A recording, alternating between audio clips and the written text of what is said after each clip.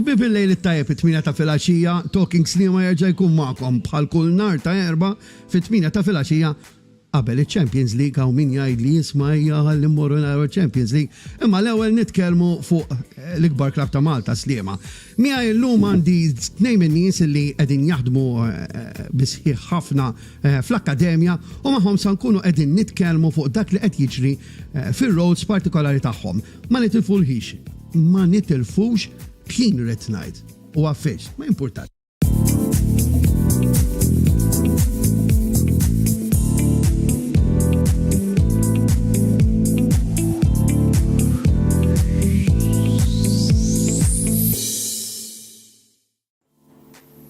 Lura ma'kom, miħaj għandi l-Keith u l-Malik. Min huma Keith u Malik? Keith huwa il-head tal-development tal-Akkademja u Malik huwa il-head tal-grassroots tal-Akkademja.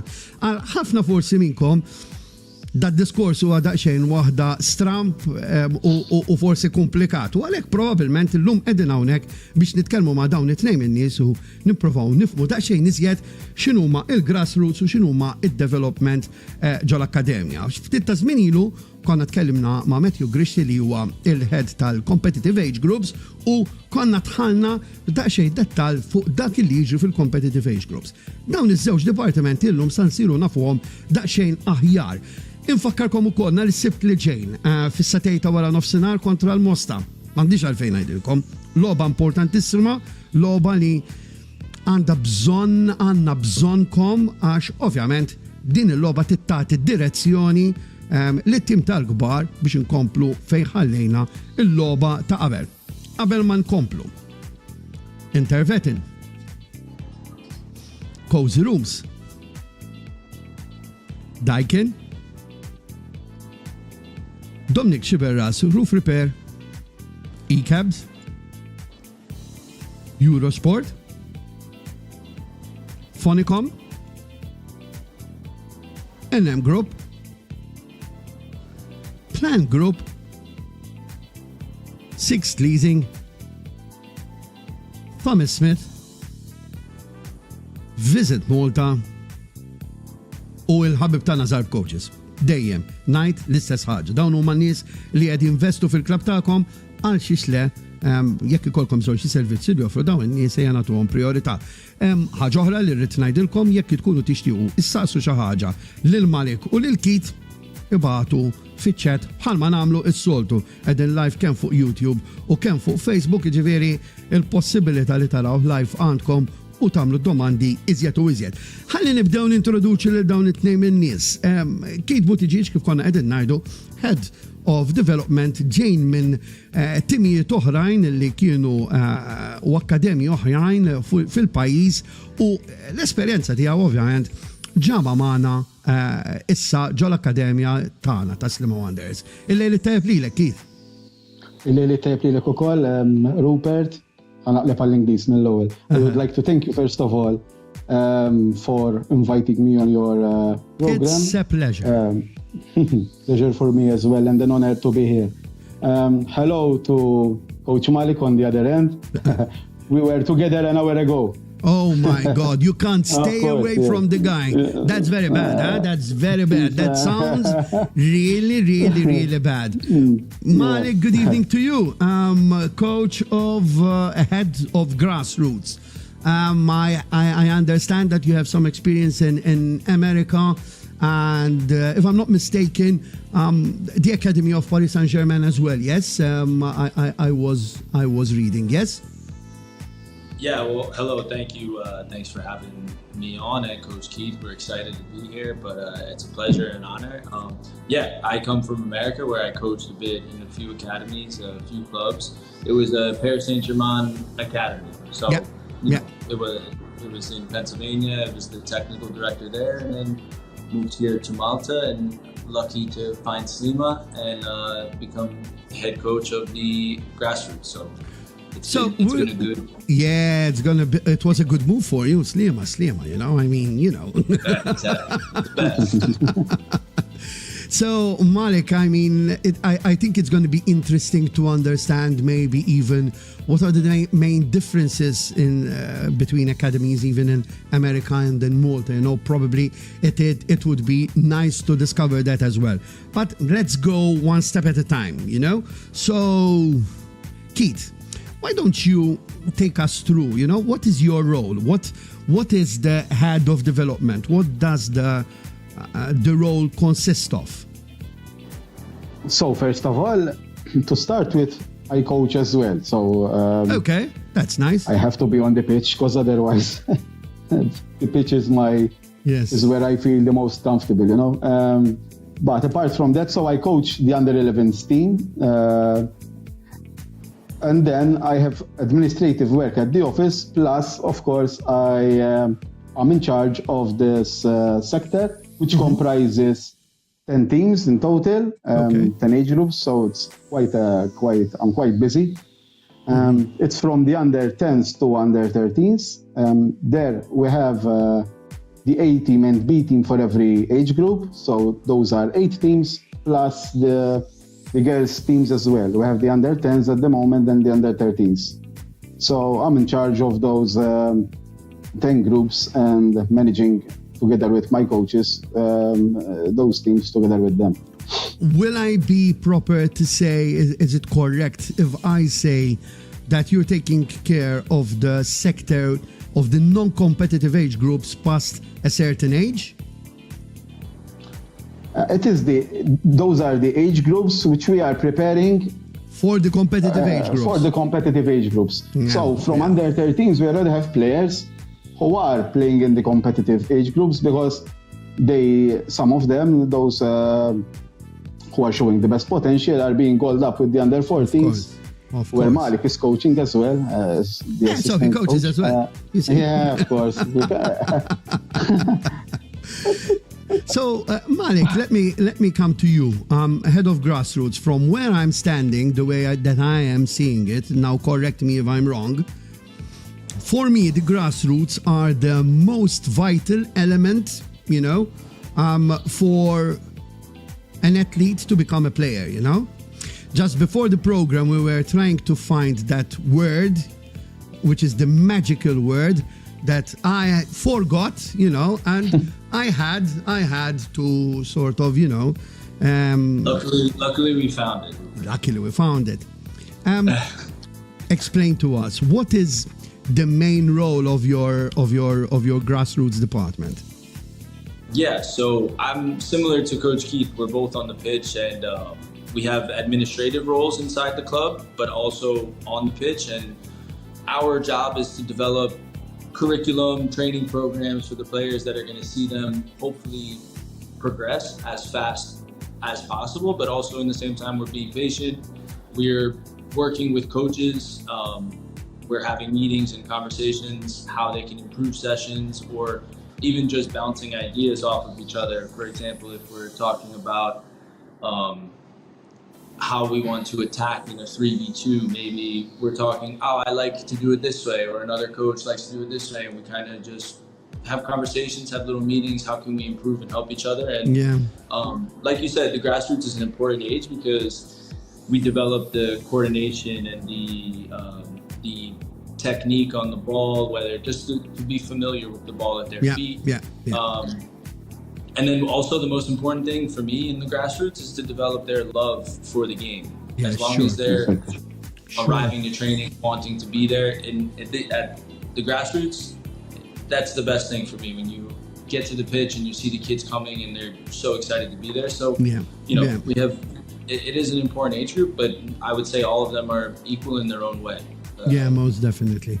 And by the way, the hype we created about the word, it was coordination, which from where I am standing, because we created a hype and then we left it there, just in the ether, just running around without saying what it was, which is the magic word from where I'm standing to producing a fair player into a very good player, having a coordinated... it's one of the coordinated athlete is super important. Okay, so we all can agree that in these last few years the academy has made massive improvements, and most of all it has the academy has invested greatly, particularly having 3 head coaches that are focused particularly on certain aspects, grassroots development. What are the main focus? What should be the main focus of the academy when it comes to your group? Malik, you start with you. So the main focus of the group of the full-timers, like I said, is just to try to develop the players that we have, and as fast as we can, to be better players, little by little. It's not going to happen overnight, and we're just trying to find ways to help them to succeed. So in the grassroots, it's to find that coordination, balance, the familiarity with the ball.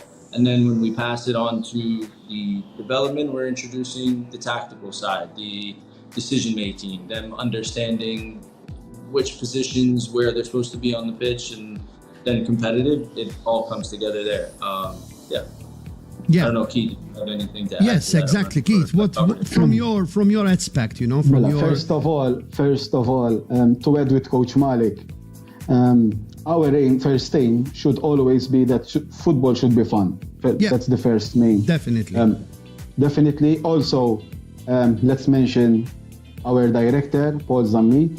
He's always emphasizing with us and with kids. Even I remember back in summer when we had the presentations to the parents, we always emphasize our main aim is to get the children with a smile when they step on the pitch, and hopefully go out of the pitch with a bigger smile. So first and foremost, that should be our aim at our ages.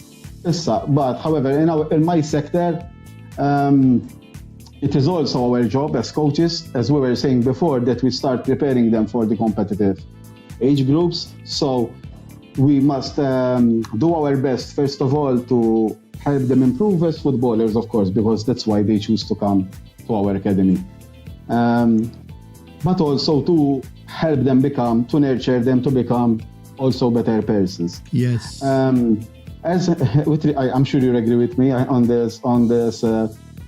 this fact, because we all know that we are not going to make everyone a professional footballer, let's say. Totally agree. Our aim is to try to slowly and gradually integrate as many players from our academy eventually into the seniors team.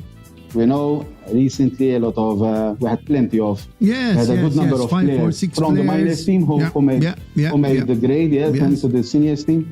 But we all know that not everyone is going to become a football player. Yes, totally agree. Our aim is to help them improve as much as possible, but also very important. It's very important that we help them become better people. So, but from the football side, in our sector, in my sector, in the development sector, we keep on working, and we should always keep on working on the technique. So ball control, the passing, receiving the ball, good technique on dribbling and stuff like that. We should keep on working on these components until they are in the seniors team. So we should always work on technique, but we will start introducing also the tactical components, the game awareness. You know what I mean? So since now they start playing 7-a-side, 9-a-side, from January the under-13 start playing 11-a-side. We should start, and we do start introducing the tactical components of the game as well, game awareness. So yes, most definitely. Can I add to what you said, Keith? Most definitely, from where I am standing, Rupert, making better people should be even more of a priority than making better football players, because you cannot be a good athlete if you're not a good person. Exactly. At the end of the day, I have always said that the people who make it in sports, even at a certain level, they need to have a character. And having a character in these times sometimes is a little bit difficult. But never mind. I think that we guys are doing a good job, and let's continue there. Malik, in your sector, in your grassroots sector, what is the most difficult item to tackle? In every sector, in the development, probably it is, I don't know, quality. But in your sector, when the player is still developing, what is the most difficult sector to tackle? So inside the grassroots, I think you find a lot of players they have a lot of interest. So it's not just football, because they're at young ages, so they're not completely dedicated, nor they don't have to be. They're young, so they have time to develop this dedication. So I think the toughest thing is to try to get them fully focused on when they're on the pitch. They're focused on improving themselves on the pitch, and there has to be a balance, because again, we're working with young children who are learning the game. So I think finding that balance between their focus and their attention in the sessions to what the coaches are trying to learn. I know I've coached in the grassroots ages as well, that you could be working on passing technique or receiving for 1 month, and they might not get it. And then in that second month, they begin to get it. And some players will pick it up faster than others, but I think it comes the attention and the focus and dedication to trying to improve without shouting, yelling, being on top of the kids, because we have to allow them to express themselves at a young age. Yes, most definitely. In the development, what are the challenges? In your case, the challenges are various, Rupert. First of all, character-wise, we're speaking about character. It is they are ages when kids starting turning from kids into adolescents, teenagers. Yes. So sometimes we do find some challenges. However, let's be clear. At Sliema, we have good kids. Mostly. With good character, most of Mostly. And we work on discipline for their own good as well. And sometimes they understand it, not immediately maybe, but of course, they're kids. Even they're kids after all. Football-wise, they are at a stage when we have to really focus on technique. Very important, because it's the age where you either make it or you know what I mean? Break it or make it or break it. If najduha. Jew ħatamela ġifieri, you are right there. If you don't learn technique in the grassroots and in the grassroots and the development ages, ġifieri until the age of 13, let's say, you will find it more difficult to learn certain basics when you get older. But we will never give up. So we also have to keep in mind that kids develop and improve at different stages, at their own pace, at different. We have, for example, kids who are late developers. Yes. So we have to keep that in mind. Because sometimes you have a kid who is excellent at 8 years old, but then he starts. Unfortunately, he doesn't keep on developing. There are kids who are maybe average until the age of 11, but then 12, 13 years old, they start improving. Really, challenges are various challenges we will always face, but our job, Rupert, is not to grumble about the problems. We have to find solutions. So whenever most definitely we face challenges, we sit down together, we discuss, and we find the best way forward. Shall we have a look at what people are saying? Let me see, because I've seen a few comments which might be interesting. So, Terence Muscat, Forza Sliema, grazie Terence, bħas-soltu tad-daqatiet it-tini, Filippa Foden, Forza Sliema b'The Blue School ħadd tal-ground nhar is-Sibt, Caroline, jien inselli għalikom ħafna u proset, Caroline. Jekk qiegħda hawnhekk għajdli jekk għalli jista' jkun u x'ħajkollna il-van nhar is-Sibt li ġej. Bħas-soltu ta' ġeneralment dejjem ikun hemm il-van imma yes. Renato Vello, proset tal-programm, both doing a great job, keep it up. Grazzi Renato, bħas-soltu, dejjem ikun qiegħed hawnhekk Renato, dejjem ikun qiegħed isegwi l-programm. Pierre Lowry, well done for your dedication and motivation. Pierre Muscat, well done, great job. Giovanni Costa, great coaches, both of them. I mean, yeah, all right, we're receiving good reviews over here. But most of all, and the comment hawnhekk minant Mr. Paul Zamit, and he's writing checking in. I don't know why, and naħseb qed jiċċekkja daqsxejn. Yeah, we are being watched. We are being watched, guys, you know. Il-big brother tagħna. Big brother, yes, he's our big brother. Clint Gauci, keep up your good work. Jake Scambri, well done, coach. Benjamin Battestino, keep it up. So, yeah, we have quite some positive comments. So, let's continue discussing. We know them closely. Or people who we know closely. Very obviously, they are the people of Sliema. That's how I call them, you know. The people that help the club be the great club that it is, you know, because we have to say that. Listen, guys, I mean, the utmost, you know, and the objective needs to be to bring back Sliema to be the academy, all right, on the island. How far are we, Keith, to achieve that objective, right? Mela, how far? Mela, what I can tell you is that we do work relentlessly towards that aim. So, at the moment, I am just focused on football. I left my job. I've been working as a translator for 18 years. I'm still a translator by profession, but at the moment I'm focusing. You are a blessed man. Blessed man, you are. Yes, I am. In fact, I want to take this opportunity to thank my big friend, our colleague, Coach Matthew. I have to mention him for giving me this opportunity to make my dream come true, and giving me this opportunity to work on a full-time basis in football, because I think it's the dream of every coach to switch to full-time coaching. It's not easy. It has its challenges.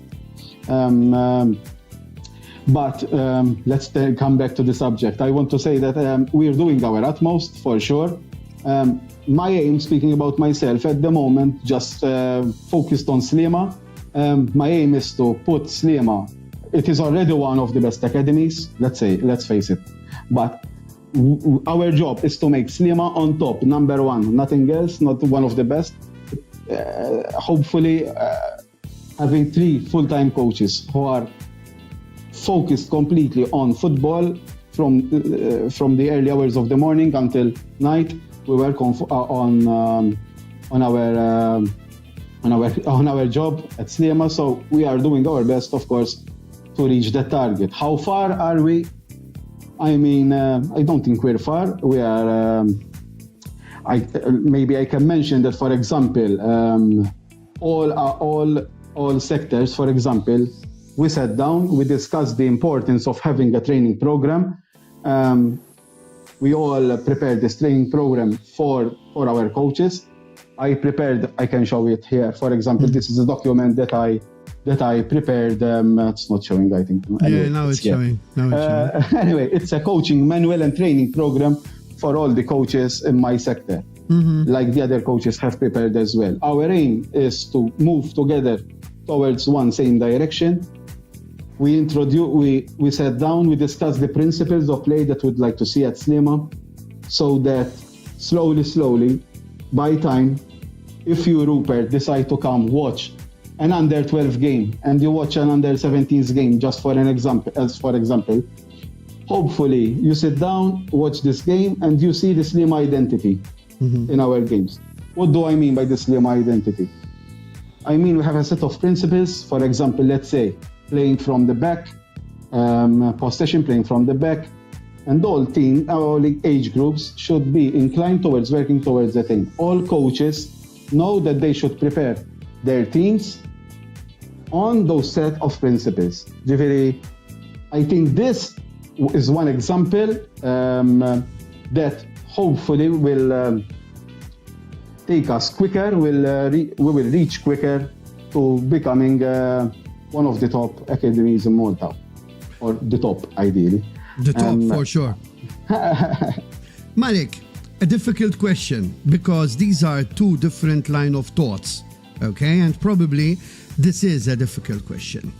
Mala, there is one line of thought that says that it is good to prepare a way of playing football within the whole club, okay? Exactly. Starting from 13, going up until you are arriving up to the senior squad. Then there's another line of thought. Rupert, if I may stop you for a second. We're saying even from the under 10s upwards. It's okay. Of course, it's okay. When it comes to competitive, it's a bit more. Yes. My point here is this. There's another line of thought that says, and sometimes I'm inclined to keep with this line of thought, the second line of thought, meaning that you play with the players that you have. You do not turn the player that you have into something that he cannot be. So if I have 11 players that can play 3-5-2, I cannot try to use those players in another way, because you do not have the players. So what are the challenges in these 2 line of thoughts? Malik? I think that the clear challenges are like what you said. If you go from the top down, from seniors all the way down to competitive development, grassroots, and you want to develop a team that plays on the counterattack in a certain formation, it's really difficult, because then you're putting kids into one style of playing, and they don't get to learn everything. But I think that there needs to be a balance between, like Coach Keith mentioned, the principles. The principles can be the same throughout the academy, but how the coach addresses with the personnel, the players they have. Maybe my team is better in a 4-4-2 than a 3-5-2. Okay. So that makes a difference. Okay, all right. Exactly. I understand a totally different thing, actually. The principles are even the way that we deal with situations on the pitch, for example, or situations of disciplinary situations, or how to create a character. Yes. Let's make a distinction between the formation that we use and the principles. The principles should be always there present. It's the style of play. It's the principles that it's what we believe. It's practically speaking, it's what we believe in. Yeah. It's our style of play. So it's the Sliema identity, I call it. So what we would like to see on the pitch. The formation is regardless of the formation, because you can apply those principles in any formation. Yes. You know what I mean? Agreed.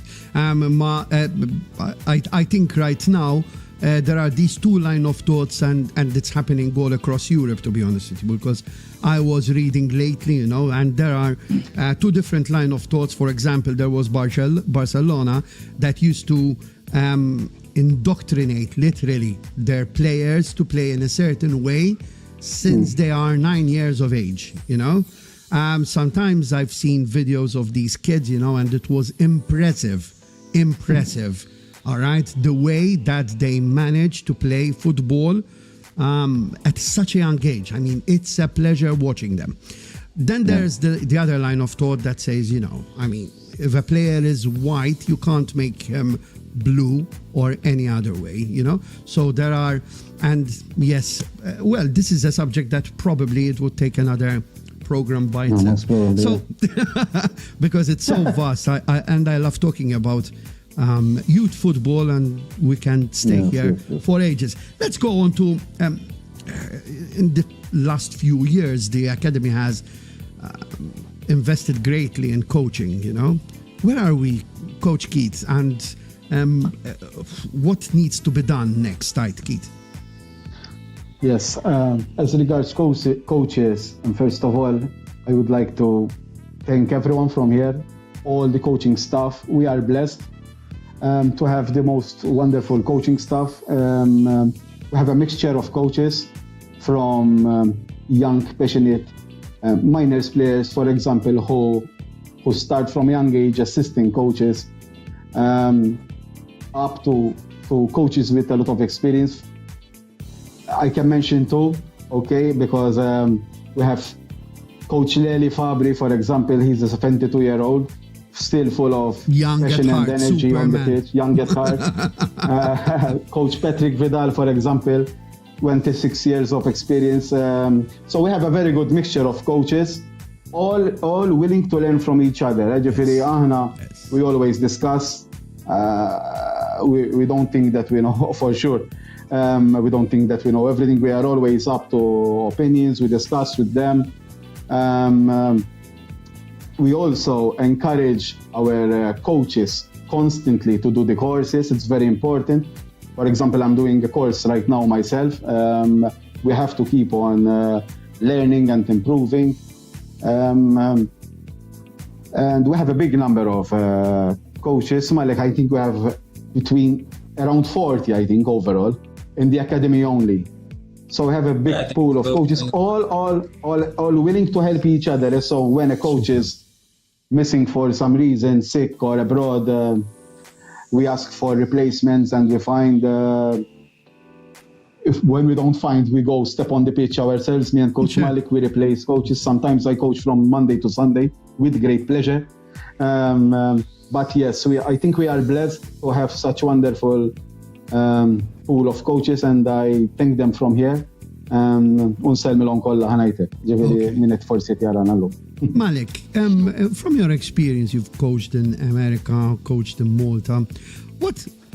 What makes a good academy coach? What is the first thing that you look at when you are looking for a coach, that you need to trust your players with?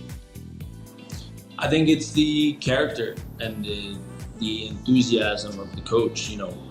Coaching is not something that you're in for the money. It's because you love football first, and then you love to teach kids and give them the love you have, you share with them, and then the knowledge that you have, you share with them. And I think that's what's super important. And we have a lot in Sliema where we see the coaches are here because they want to be here. And that's the most important thing in football. If you have a coach who is there just to collect their euros or their dollars, same in America, then in the end, maybe their time is limited. Whether it will not last. Step away from the pitch or or the club might not ask them to continue, but I think the most important is the passion for football. Yeah, you know, most you have to have it if you're definitely. going to coach, especially at the young ages.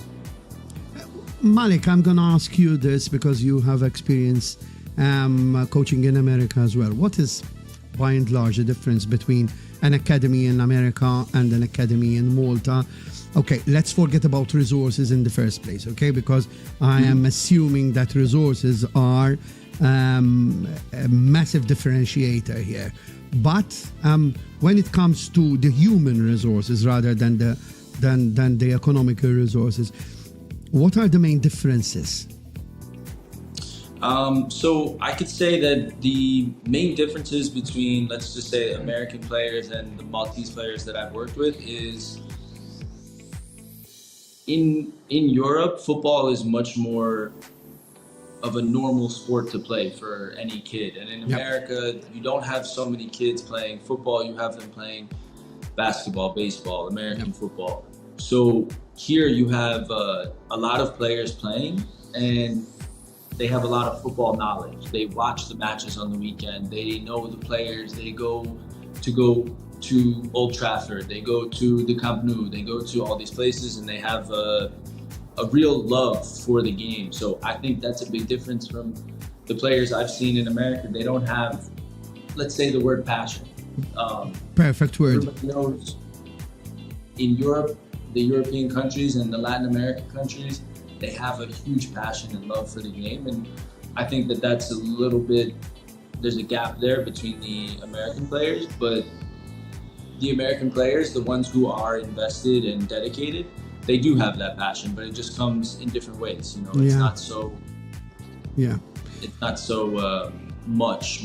But in Malta, I found, you know, good players at a young age that are technical, but also have the passion that drive them to continue. They want to play at the highest level, and it's nice to see.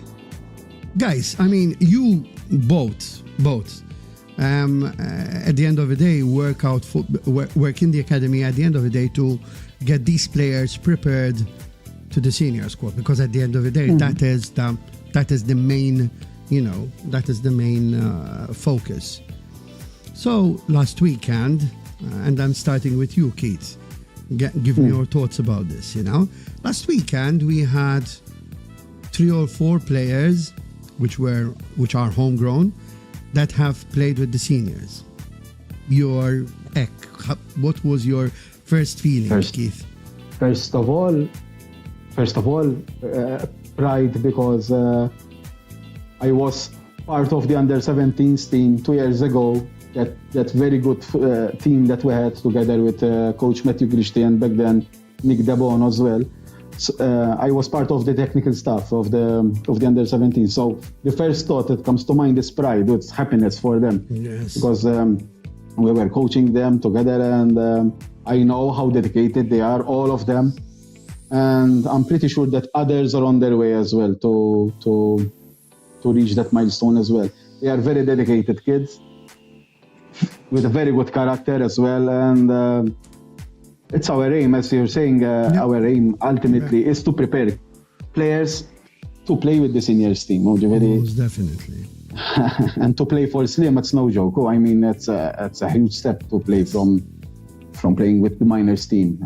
I'm telling you, 2 years ago they were with the under-17s, and now they managed to make that step. Hopefully now, if I have to give them an advice, is to stay grounded, of course, and keep on working and stay dedicated as they are, of course, and the chance will come for them. I'm pretty sure that they will have more time in the future as well to show their skills. They are very good players. So yeah, most definitely. Malik, your thoughts. I mean, I think we are first and foremost lucky as a club, because we do give the opportunity to our kids to show their skills even at a higher level, you know. I mean, your thought when you have seen this, you know, even seeing them at the substitution table. I remember seeing the substitution table and seeing our kid, you know. I mean, what about that? I mean, it's nothing but to be proud of. I'm not here, so not here in the club so long, so I didn't see these guys develop. But the lucky part that I have is that many of them, 3, 4 of them, coach in the club where they assistant coach and they help out. And it's nice because now they're not just a player from the minors, but they're also a colleague. They're another coach that we tried to mentor and help. And then when you see them being successful on the pitch and being able to get introduced into the seniors game, you're so happy for them.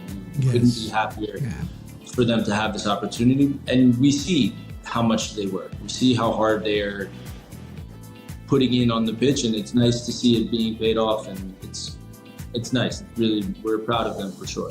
Let's see a few comments, because there's one in particular that I want to read, because there's a lot of love in it. Let's come to it. Let's get to it first and foremost. Let's get to it. Okay, so Filippa Foden, ek naqdu l-van namluħ inħedġu l-supporters jinaqdu maħna. Most definitely. Especially guys, we need your support next Saturday. It's extremely important. And here is where the love comes in. Matthew Krcic, 2 amazing coaches and colleagues. A pleasure working with you both. My God, I got emotional. Okay. Johan Beverly Vella, keep up the good work. Malcolm B, well done, coaches, and all the technical stuff. So coaches, I think you're leaving a mark. I hope that the mark is within the academy, because... I hope so. Guys, I can assure you it was a pleasure. I mean, it's 40 minutes that we have been talking, I mean... in the beginning of the program, you told me, I don't know what we're going to say. But you see, we discussed football. It was fun. No, with a host like you, Rupert, it's easy. I look forward to another invitation, Rupert, okay. Because plenty of more to discuss. We'll do. Most definitely, anyway. We'll start talking football. We'll end tomorrow morning. Definitely. But in the meantime, before we go, because these are extremely important players within the club. Intervetten. Cozy Rooms. Daikin, Dominic Chiverras, Roof Repair, eCabs, Eurosport, Phonicom, NM Group, Plan Group, Sixth Leasing, Thomas Smith, Visit Malta, u il-ħabib tagħna Zarb Coaches, as always. Give a hand to these people who are helping us keep the club running the way it is. Il-lejli tajjeb Kitu nirringrazzjak tal-li għamil dawn il-43 minuta miegħi. Il-lejli tajjeb. Pjaċir tiegħi. Grazzi. Il-segwaċi kollha tagħna. Malik, I'd like to thank you for this 43 minutes that we've spent together, It was a pleasure getting to know you a little bit more. Grazie ħafna. So next time it's going to be in Maltese. Yeah. You just shot yourself in your legs, I mean, next time it's going to be in Maltese, okay? I'm learning. Jiena ma fadalli xejn li fil-li nagħmel l-appuntamenti għaj ma'kom nhar is-sibt li ġej fis-satejta wara nofsinhar l-Istadium Nazzjonali kontra il-Mostra, logħba importantissima. Ħanaqdu dan il-van ġeneralment jitlaq sija qabel il-logħba, jitlaq minn fejn l-assa ta' Sliema. Kelmu lil Caroline, kelmu lil ta' Supporters Club. Għandna bżonn nissapportakom. Tgħodux id-daru mbagħad ejjew l-istadium. L-istadium huwa il-post naturali tagħna tas-supporters.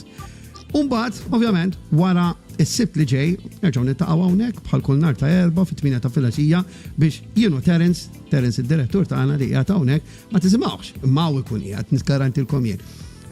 Ntellaw dan il-programm u nkun qegħdin nitkellmu ma' xi ħadd ieħor li huwa importanti ġo dan il-klabb. Sara kittant lejl it-tajjeb. Ciao.